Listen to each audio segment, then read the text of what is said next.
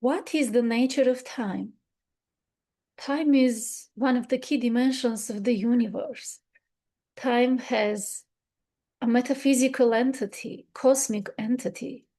Time is invisible, but it governs all the visible world. Time is untouchable, but it governs all the things that are tangible and physical, while time is metaphysical. So it governs both the physical and metaphysical worlds. Time is valuable. Time is often said that time is precious, but it's more precious the understanding of that, because many say time is precious, but they waste it. So understanding of the value of time is the true value. Time is truly the essence of life.